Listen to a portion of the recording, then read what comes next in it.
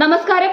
കൊടിക്കുന്നിൽ സുരേഷിനെ പ്രോടൈം സ്പീക്കറായി നിയമിക്കാത്തതുമായി ബന്ധപ്പെട്ട് പല ആരോപണങ്ങളാണ് കഴിഞ്ഞ ദിവസം പ്രതിപക്ഷവും മറ്റും ഉയർത്തിയത്. ബിജെപിയുടെ സവർണ മനോഭാവമാണ് തീരുമാനത്തിന് പിന്നിലെന്നായിരുന്നു പ്രതിപക്ഷത്തിന്റെ ആരോപണം. എന്നാൽ 8ാം തവണയും പാർലമെന്റിലെത്തിയ കൊടിക്കുന്നിലിനെ എന്തുകൊണ്ടാണ് പ്രോടൈം സ്പീക്കറുടെ സ്ഥാനത്ത് നിയമിക്കാത്തതെന്നതിന് ഒരു കാരണമുണ്ട്. സംഭവത്തിൽ വിശദീകരണം നൽകുന്നുണ്ട് കേന്ദ്ര സർക്കാർ. 8ാം തവണയും പാർലമെന്റിലെത്തിയ കോൺഗ്രസ് എംപിയായ കൊടിക്കുന്നിൽ സുരേഷിനെ മാറ്റി നിർത്തി ഒഡീഷയിൽ നിന്നുള്ള ബിജെപി എംപി ഭർതൃഹരി മഹ്താബിനെയാണ് പ്രോടൈം സ്പീക്കറായി നിയമിച്ചിട്ടുള്ളത്. ഇതിനെതിരെ കോൺഗ്രസ് അടക്കമുള്ള പ്രതിപക്ഷ കക്ഷികളെല്ലാം രംഗത്തെത്തിയിരുന്നു. പിന്നാലെയാണ് കേന്ദ്രം വിശദീകരണം നൽകിയത്. പാർലമെന്ററി കാര്യമന്ത്രി കിരൺ റിജിജുവാണ് കാര്യങ്ങൾ വ്യക്തമാക്കിയത്. പ്രതിഷേധിച്ച പ്രതിപക്ഷത്തെ മന്ത്രി വിമർശിക്കുകയും ചെയ്തിട്ടുണ്ട്. കോൺഗ്രസ് ഇത്തരത്തിൽ സംസാരിക്കുന്നത് വലിയ അപമാനകരമാണ്. ഭർതൃഹരിയെ കോൺഗ്രസ് എന്തുകൊണ്ടാണ് എതിർക്കുന്നത്? പരാജയമറിയാതെ 7 തവണ എംപിയായ വ്യക്തിയാണ് അദ്ദേഹം. കോൺഗ്രസ് മുന്നോട്ട് വെച്ച കൊടിക്കുന്നിൽ 8 തവണ എംപിയായി. എന്നാൽ 2 തവണ പരാജയപ്പെട്ട ആളാണ്. 1998ലും 2004ലുമാണ് അദ്ദേഹം പരാജയപ്പെട്ടതെന്നും റിജു ചൂണ്ടിക്കാട്ടി.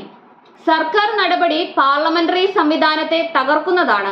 ബിജെപിയുടെ സവർണ മനോഭാവമാണ് തീരുമാനത്തിന് പിന്നിലെന്നായിരുന്നു പ്രതിപക്ഷം ആരോപിച്ചിരുന്നത്.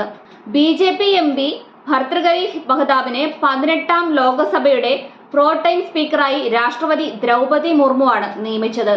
പുതിയ എംപിമാരുടെ സത്യപ്രതിജ്ഞാ ചടങ്ങിൽ പ്രോടൈം സ്പീക്കർമാരെ സഹായിക്കാൻ എംപിമാരായ കൊടിക്കുന്നിൽ സുരേഷ്, TR ബാലു, രാധാ മോഹൻ സിംഗ്, ഭഗൻ സിംഗ് കുൽസ്തെ, സുദീപ് ബന്ദോപാധ്യ എന്നിവരെയും രാഷ്ട്രപതി ചുമതലപ്പെടുത്തിയതായി പാർലമെന്ററി കാര്യമന്ത്രി കിരൺ റിജിജുവാണ് വ്യക്തമാക്കിയത്. പാർലമെന്റിലെ ഏറ്റവും മുതിർന്ന അംഗങ്ങളിൽ ഒരാളാണ് കൊടിക്കുന്നിൽ സുരേഷ് എംപി. ഇദ്ദേഹം പ്രോടൈം സ്പീക്കർ ആകുമെന്നായിരുന്നു പ്രതീക്ഷ. 8ാം തവണയാണ് കൊടിക്കുന്നിൽ പാർലമെന്റിലേക്ക് എത്തുന്നത്. സമാന രീതിയിൽ നിൽക്കുന്ന മറ്റൊരു എംപി ബിജെപിയുടെ വീരേന്ദ്ര കുമാറാണ്. അദ്ദേഹം നിലവിൽ കേന്ദ്രമന്ത്രിയുമാണ്. സ്വാഭാവികമായി കൊടിക്കുന്നിൽ വരുമെന്നായിരുന്നു പ്രതീക്ഷ. എന്നാൽ 7ാം തവണ എംപിയായ ഭർതൃഹരിയെയാണ് ഈ സ്ഥാനത്തേക്ക് നിയമിച്ചത്.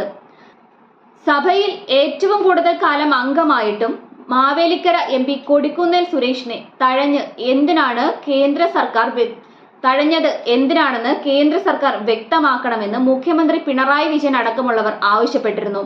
സംഘപരിവാർ പിന്തുടരുന്ന സവർണ രാഷ്ട്രീയമാണ് ഈ തീരുമാനത്തിന് പിന്നിലെന്ന് സംശയിക്കുന്നവർക്ക് എന്താണ് ബിജെപിയുടെ മറുപടിയെന്നും മുഖ്യമന്ത്രി ചോദിച്ചിരുന്നു.